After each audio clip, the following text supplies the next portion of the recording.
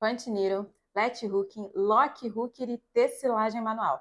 Essas são algumas das técnicas que eu uso nas minhas artes e que eu vou trazer aqui hoje para vocês entenderem a diferença de cada uma delas, saber como elas podem conversar entre si para você fazer aí na sua casa, começar seus trabalhos manuais para vender ou simplesmente como um hobby, assim como eu fiz também.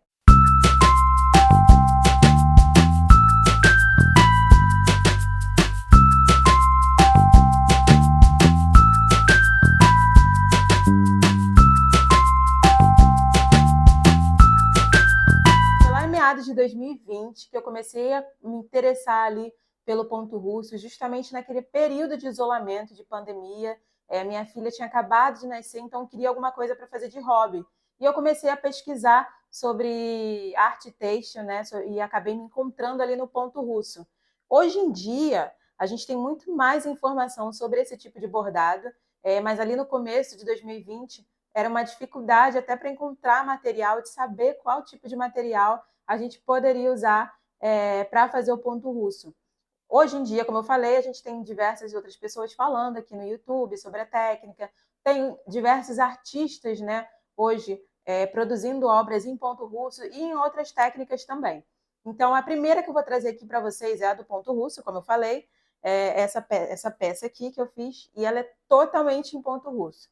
Qual que é a questão do ponto russo? O ponto russo, gente, ele é feito através da agulha mágica, e ela é praticamente o que faz todo o trabalho para você de perfuração do tecido.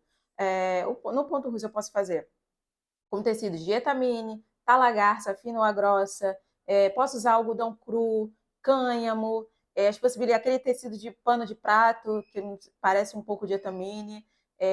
Até você provavelmente já teve ou já conheceu alguém que teve aquelas toalhinhas de boca escrita com seu nome.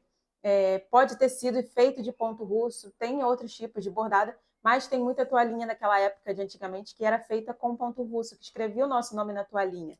Essa aqui é a agulha mágica, são as duas que eu tenho aqui, mas eu tenho umas outras que eu posso trazer para vocês em algum outro vídeo, mas esses são dois exemplos de agulha mágica. E aí eu uso essa agulha, eu coloco o fio aqui dentro, né, a linha aqui dentro, e aí eu vou perfurando o tecido e fazendo todo o trabalho do ponto russo. Eu não tenho aqui nenhum outro trabalho que não esteja finalizado para mostrar o avesso para vocês. Mas esse é o lado direito que eu estou usando da peça. Eu poderia estar usando o outro lado, se eu quisesse, se essa fosse a minha intenção, e não é no caso.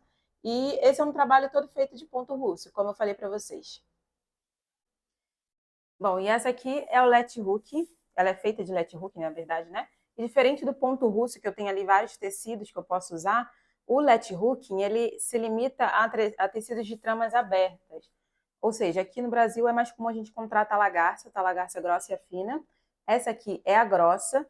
E aí, diferente, como eu falei, do ponto russo, a gente usa a agulha Esmirna para poder fazer o ponto do let hook. E a gente não perfura, a gente puxa a linha de dentro para fora, para poder prender a linha no tecido. E aí fazer todo esse acabamento aqui, ó, esse tipo de trabalho. E aí, quanto mais linhas, né, eu prender, mais fofinho fica, ó. Mais fofinho fica e fica com, né, esse alto relevo na peça. E assim, eu também posso usar diferentes linhas, é a questão de testar mesmo o que funciona e o que não funciona. Esse daqui foi a primeira vez que eu fiz usando a palha para fazer de franjinha e deu certo. Foi um pouco difícil ali de colocar, mas deu certo.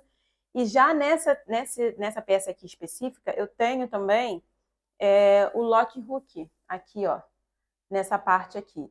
Que o lock hook eu faço com essa agulha aqui. Tem essa acho que é a fina, porque eu tenho uma mais grossa, azul. E a questão do lock hook, que é um pouco difícil de explicar assim, falado, sem mostrar, mas é como se fosse um túnel. Eu uso uma linha para passar por baixo e fazer todo esse tipo de ponto aqui. Eu posso mostrar para vocês em um outro vídeo na prática. E aí o let hooking e o lock hook é o que eu falei para vocês. Dá para misturar as duas técnicas, dá para incluir outras técnicas. Aqui eu fiz como se fosse um ponto russo mesmo, usando essa agulha aqui, assim. E aí eu fui meio que costurando assim, como se fosse um desenho em ponto russo. E é o que vai tornando as peças especiais, diferentes, autênticas, quando a gente faz essa mistura de técnicas, quando é a nossa intenção e quando tem essa possibilidade. Essa que eu vou mostrar para vocês, essa é feita também com técnicas diferenciadas, né? Diferenciadas não, com diferentes técnicas. Lock hook aqui, que é o que eu falei para vocês. Aqui o latch hook, que eu fiz as nuvenzinhas e para ficar bem fofinha assim eu cortei, né, depois. Aqui eu usei essa parte aqui de costura mesmo com esse, eu esqueço o nome desse aqui, eu vou botar aí para vocês também o nome.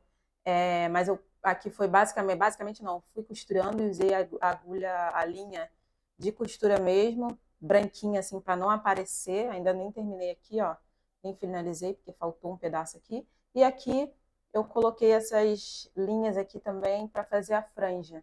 E é o que eu falei para vocês. Experimento e mistura de técnicas é que faz ficar cada vez mais autêntico e diferente o trabalho. Agora, por último, a última técnica é o de tecelagem manual, que ela é feita no tear manual. É a técnica que eu mais tenho trabalhado aqui no ateliê, que eu mais tenho feito, que são essas tapeçarias de parede assim, com diferentes pontos, diferentes técnicas.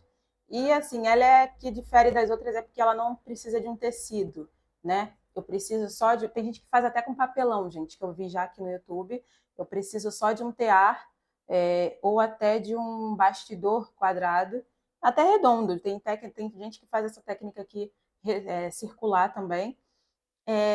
E aí eu coloco essas linhas, deixa eu mostrar aqui, peraí, eu vou mostrar o tear para vocês. Eu uso um tear manual como esse aqui, né? Esse aqui é bem pequenininho para trabalhos menores, mas é basicamente isso, colocar as linhas aqui, ó, assim, sobe, desce, que ela fica mais ou menos assim. Eu vou trabalhando assim.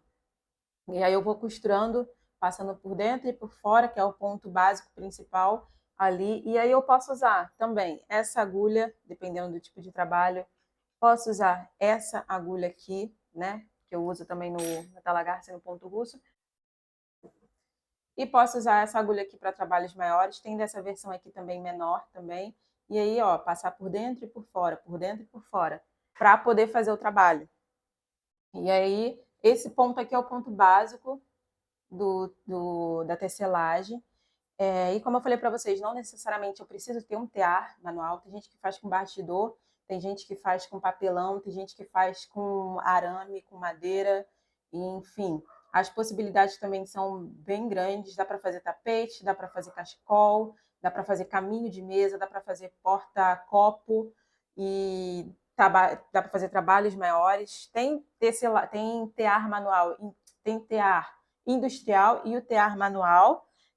Tem gente que faz naqueles teares enormes, que são trabalhos que levam horas para ser feitos, mas que fazem tapetes, fazem mantas, são trabalhos lindos. E é o que eu falei, as possibilidades também são imensas. E aos poucos eu vou descobrindo assim diferentes pontos, diferentes linhas.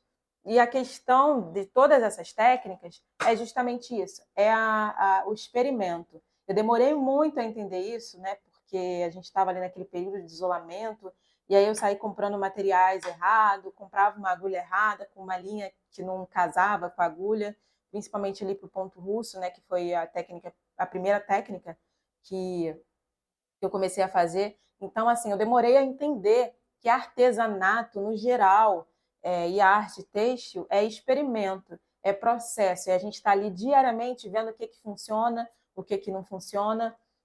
Hoje, a arte têxtil tem uma gama imensa de possibilidades. Dá para fazer macra wave, que tem uma artista que eu vou deixar aqui para vocês também, que faz macra wave, que faz tapeçarias lindas, misturando a técnica de macramê com a técnica de tapeçaria. E assim, é incrível as possibilidades que a arte têxtil tem para a gente fazer, seja como hobby, seja para a gente vender, para a gente tornar um cantinho ali da nossa casa especial, com uma peça especial, que tenha assim, a nossa assinatura, né? E é isso que eu acho muito legal.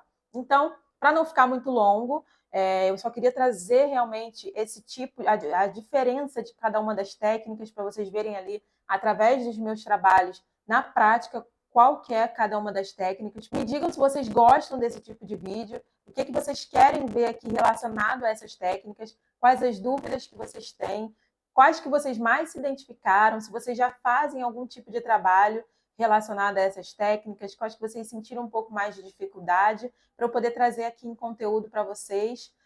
Então, compartilhem, deixem o seu like para me ajudar, se inscrevam no canal. Eu pretendo trazer vídeo aqui toda sexta-feira para vocês sobre o meu trabalho, sobre o dia a dia, sobre o que eu tenho feito, sobre as técnicas que eu falei. Posso trazer um vídeo aqui de materiais que eu utilizo em cada uma das técnicas, um pouco mais detalhado, né? E é isso. Até a próxima. Beijo!